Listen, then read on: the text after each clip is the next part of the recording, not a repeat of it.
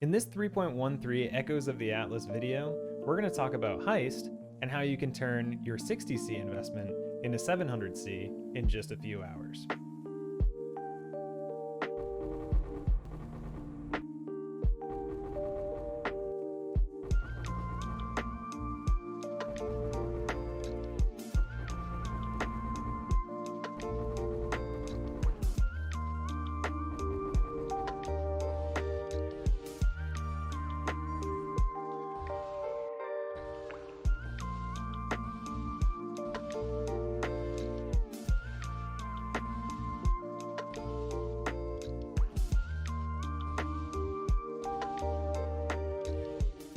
So in the little montage just before this, you saw just a fraction of the chest that we opened and unusual gems that we received. After going through all of the items and vendoring useless items, we were left with this.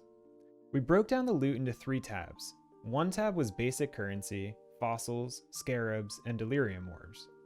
The second tab was alternate quality gems, basic gems of a higher quality, uniques, heist targets, cluster jewels, and semi-useful rares. The third tab was catalysts, essences, cards, fragments, splinters, and breachstones. Now there's a lot of valuable stuff here, so for simplicity's sake, let's only look at the value of the basic currency and the alternate quality gems. Basic currency alone makes up 311 chaos if we convert all of this currency to chaos. The sell price for each of these alternate quality gems makes up 656 chaos, but your luck may vary. The sell price for each of these gems is here, and these gems sell fast. After 2 days, I'm only waiting to sell one of them, Anomalous Enlightened Support. The breakdown cost for blueprints is here, and we're being generous in how much it costs to run these. We are using poor conversion rates of markers to chaos and over-exaggerated costs of markers to reveal wings and rooms. It costs just under 25C to reveal all wings and all currency rooms of a blueprint, and we purchased all the blueprints for 5C, so at this rate we estimate an average cost of 30C to run a blueprint.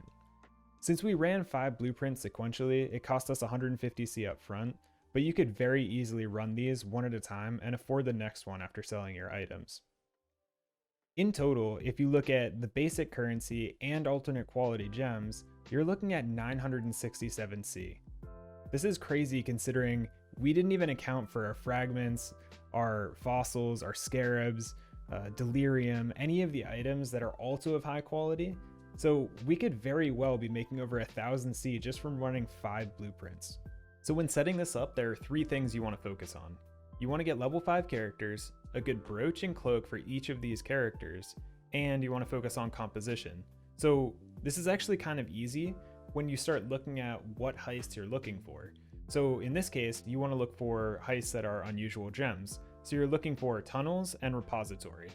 If you get those, you generally get these compositions anyway, but ideally you want Vendiri tied with Karst, Vendiri tied with Nanette, or Vendiri tied with Talina. If you get those, it kind of offsets the negative aspect of what Vendiri has, and we'll just take a look. Vendiri has heist chests have a 14% chance to duplicate their contents, and 30% more raising of alert level. So the 30% more raising of alert level is obviously really bad, you don't want that, but this 14% chance to duplicate their contents is extremely good. If you look at your trinket, the highest roll for trinket to have duplicate contents is 4%, so he's already way above that. Let's take a look real quick at Vendiri. So Vendiri's brooch, what we wanted was to get duplicate contained basic currency. And there are some other ones, like if you get increased quantity of items that drop, this is also really good.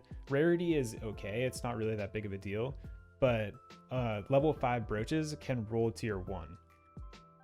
Whisper Woven Cloak is also really good. The reason you want to do this is you want to reduce the raising of alert level, and in this case we put Vendiri with the 12%, so we got the tier 1 roll of reduced raising of alert level from opening chests, and then the implicit modifier is already at 5% already, so this is 17% off of his 30% of raising of alert level.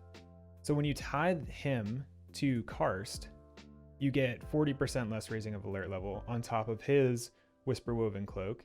So you always want to pair Vindiri with these 3 people, as we mentioned before. And then if you can get these items for each of these 3 people, you'll always have some type of less raising of alert level tied together with Vindiri. So you're offsetting his negative. And this is really, really valuable. Sometimes you're going to open a chest and get a ton of loot, and that feels really, really good, and it pays off for itself.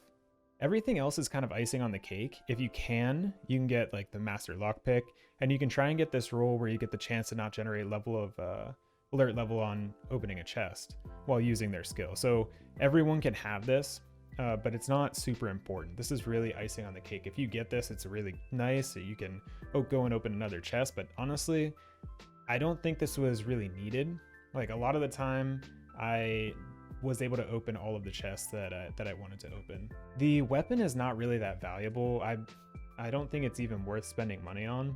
I mean, you get the reduced hiring fee, and like the rolls that you can get on it are okay, but I don't think it's that mandatory. So to recap, you can convert your 30 chaos into 700 plus chaos.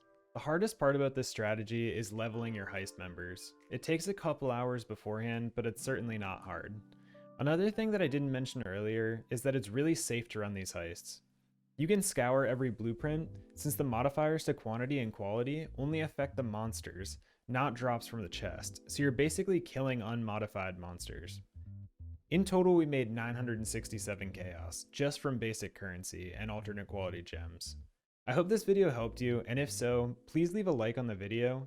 If this video left you with questions, please either leave me a comment below or find me on Twitch at twitch.tv/xwallyx. And as a thank you for making it this far, you can continue watching to see me take all this currency and invest it into regrading lenses as I attempt to roll level 1 Berserk Jewels worth 1 Chaos Orb into level 1 Divergent Berserk Jewels worth 500 Chaos Orbs. Thanks again for watching, and see you next time.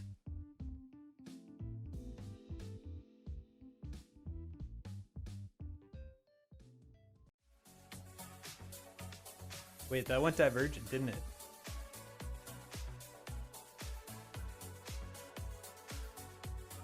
I'm pretty sure that's Divergent.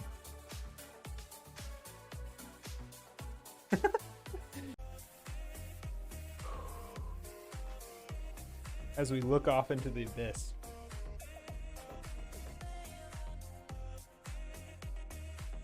Three,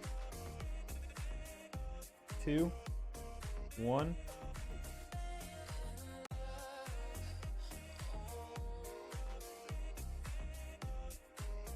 Damn it! It's definitely the tidal islands. This is the luckiest spot. This is where we make 8x. By left clicking this, we make 8x.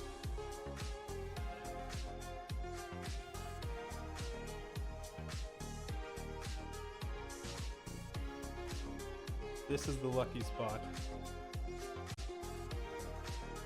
What did we get? No! Is this gonna be... If this hits Divergent, we made 5 times what we would have made just selling the lenses. And if it hits either of the other two...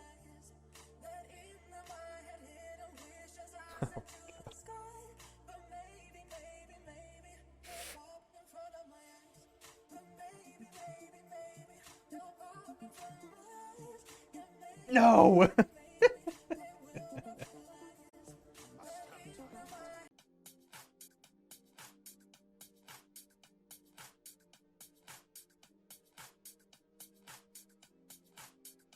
3, 2, 1. Oh, we got it! We actually got it!